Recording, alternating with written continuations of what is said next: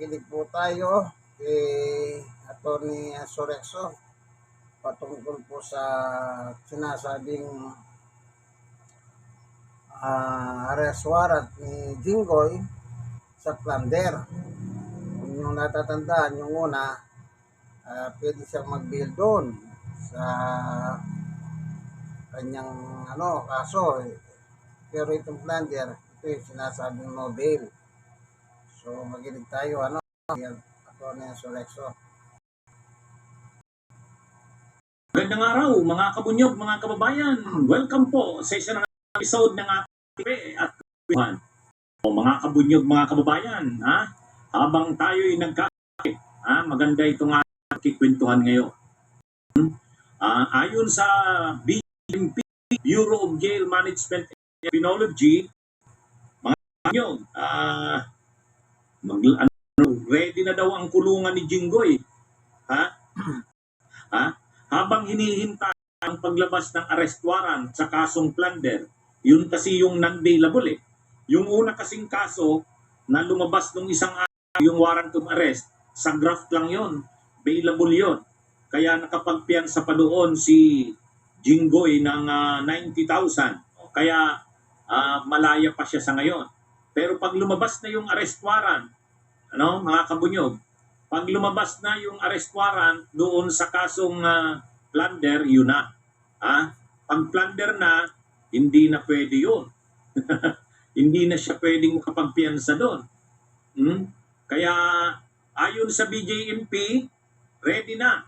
Ready na daw ang kulungan ni Jinggoy. Kaya pag lumabas yung arrest warrant, at na-aresto si Jinggoy Estrada, ang BJMP o Bureau of Jail Management and Penology ay ready na. O yan, mga kabunyog. Ayon po yan sa head ng BJMP. Ang inaasahan na magiging detention facility ng BJMP na pagkukulungan kay Jinggoy ay yung kulungan din doon sa Payatas. Yung kulungan doon na kung saan nakakulong din si Bong Revilla. Yun kasi yung malapit sa Sandigan Bayan . Ang Sandigan Bayan kasi malapit doon sa ang kulungan kasi ng BJMP na malapit sa Sandigan Bayan ay yung nasa may Payatas sa Quezon City, sa Batasan. Yun yung talaga yung iniready ng BJMP. Nang unang pumutok itong mga iskandalo sa flood control, inaasahan na talaga na marami ang makakasuhan at makukulong. Mga malalaking personalidad ang posibleng kulong. Kaya ang ginawa ng BJMP, inihanda na yung kulungan. Ay siyempre, halos maghihiring yan sa isang linggo, halos araw-araw yan. Kaya mapapagod talaga ang BJMP saka transport ng mga may kaso. Siyempre, dadalhin doon sa Sandigan Bayan. O kailangan hindi na masyadong malayo sa Sandigan Bayan. Kung malapit nga sa Sandigan Bayan, na kulungan ng BJMP na medyo malaki, may pasilidad sila, ay yung sa Payatas. Kaya sabi ng BJMP, yung parehong kulungan ni Jinggoy, ni Bong Revilla, yung jail facility na yun, doon din nakikita nilang ikukulong itong si Jinggoy. Bakit naghahanda na ang BJMP? Kasi inanunsyo na i-file na yung kaso sa Sandigan Bayan . Na-i-file na. Kaya alam nila na maa-aresto na itong si Jinggoy sa susunod na mga araw. Ngayon, bakit kasi bakit nakapagpiyansa pa si Jinggoy nung nakaraang araw? Nakapagpiyansa si Jinggoy nung nakaraang araw kasi ang kaso kasi mga kabunyog ni Jinggoy, ni Estrada, saka ni Bunuan, ni Manny Bunuan. Ang kaso kasi ni Bunuan, saka ni Jinggoy Estrada, mayroong graft, mayroong plunder. Ngayon, yung kanyang kaso, ilang counts ng graft yun . Yung graft niya, na-raffle doon sa 2nd Division. Pero yung plunder niya, napunta doon sa 5th Division. O ngayon, ang naglabas na ng warrant of arrest, yung 2nd Division. Yung 5th Division, hindi pa. Hindi pa. Ay yung 5th Division, nandun yung plunder. Kaya yung lumabas na arrest warrant ng isang araw, galing lang yun sa 2nd Division ng Sandigan Bayan. Ay ang nandun sa Sandigan Bayan, draft lang, available. Kaya nakapagpiyansa siya ng 90,000. Pag piyansa niya, maano na naman siya, malaya na naman siya. Pero pwedeng Lunes, pwedeng bukas, o anumang araw nitong linggong ito, lalabas yung warrant of arrest sa plunder. Pag lumabas yung warrant of arrest sa plunder, baka bukas yan. Aarestuhin na si Jinggoy bukas o kaya sa Tuesday. Kapag naaresto si Jinggoy, walang piyansa yon, kaya talagang ikukulong siya. O, saan siya makukulong? O, sabi ng BJMP, ready na ang kulungan ni Jinggoy doon sa Payatas. Doon sa Payatas. Doon na rin siya ikukulong. Kasama ni Bong Revilla.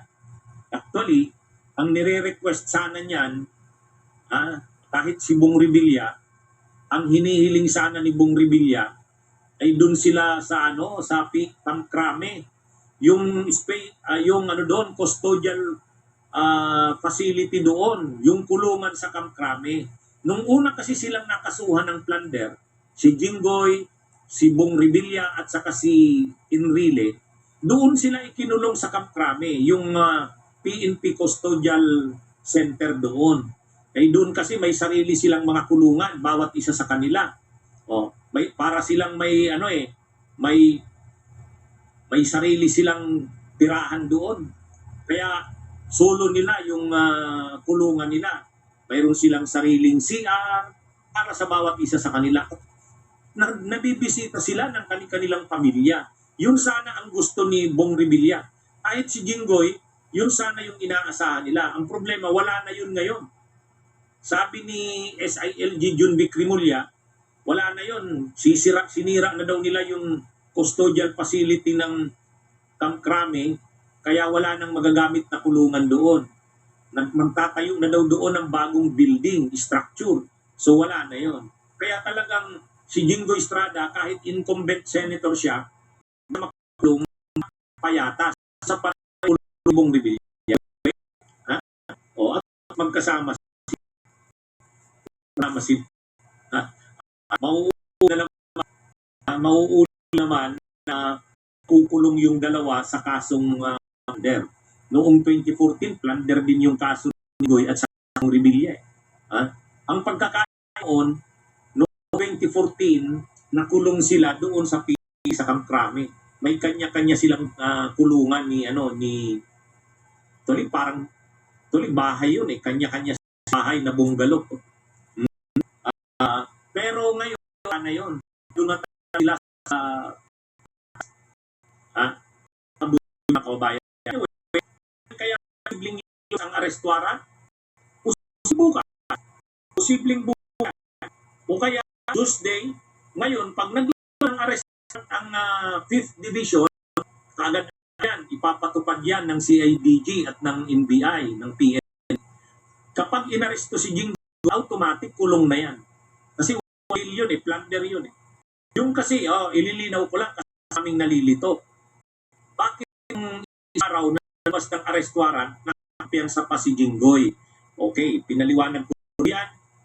Kaso ni Jinggoy ay may ilang ng graft, may plunder. Ngayon, raffle sa Sandigan. Ang nakakuha yung graft case niya ay yung 2nd Division ng Sandigan Bayan. Yung plunder case niya at isa pang count ng graft nandun sa 5th Division.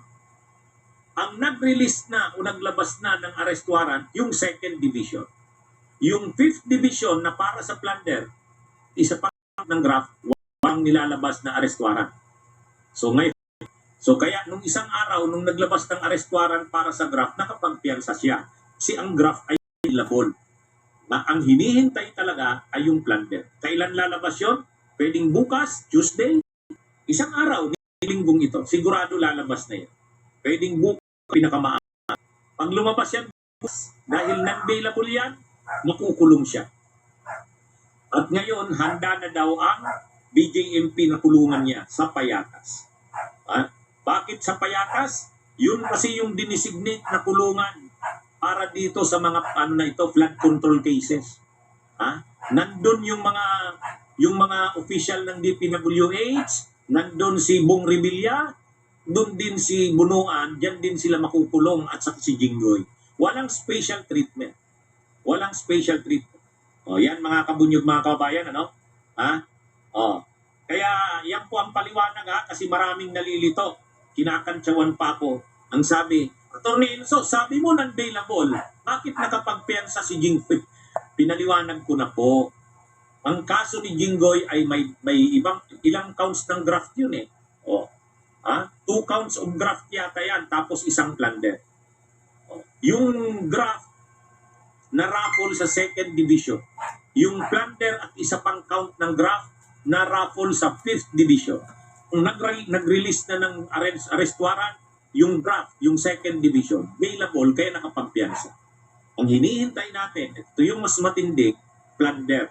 Kailang lalabas yun? Pwedeng bukas, Tuesday, o anumang araw nitong linggo ito. Aabangan natin. Pag lumabas yun, non-bailable yun. Hindi siya makakapagpiyansa doon.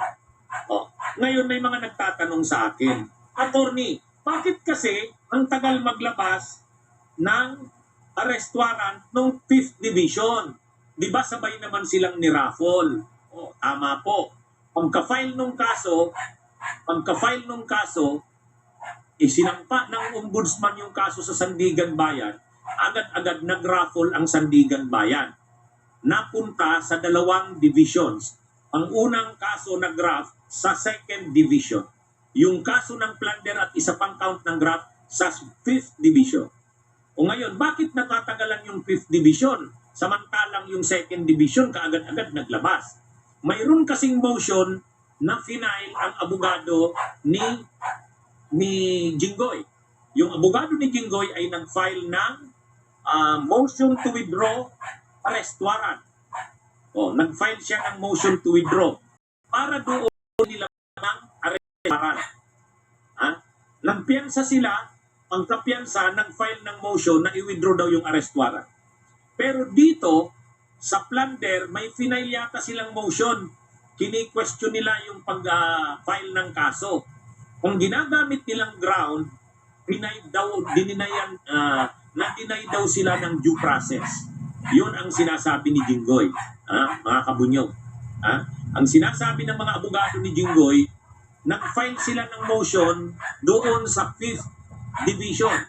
Kini-question nila yung plunder at saka yung draft. Bakit daw? Kasi hindi daw sila pinagbigyan ng due process. Bakit? Hindi daw sila nabigyan ng kopya ng desisyon ng DOJ. Hindi daw sila nabigyan ng kopya ng desisyon ng ombudsman. Kaya hindi daw nila alam ang charges kay Jinggoy. Yun yung paliwanag nila. Dahil wala daw silang natanggap na kopya ng resolution ng DOJ, ng resolution ng ombudsman, wala silang alam ng mga kaso ni Jinggoy. Kaya yung process, hihiling 5th division ng sigang huwag maglabas ng warrant. Kaya pigilan nila ang paglabas ng warrant. Yun yung motion nila doon sa video. Ngayon, syempre, dahil may motion na gano'n, Sandigan Bayan. Bayan. Hindi na kailangan hearing dyan. Summary lang yan. Ibig sabihin, baka bukas resolution na yung Sandigan Bayan. O baka Tuesday o Thursday, may resolution na ang Sandigan Bayan. Ano posibleng resolution ng Sandigan Bayan? Posibleng pagbigyan yung argumento nila. Pwedeng ibabalik yan sa ombudsman or pwede ring deny. So pag sinabi ng Sandigan Bayan, so ibig sabihin, tuloy na maglabas ng arrest. Actually, itong ginagawa ng kampo ni Jinggoy, ano ito?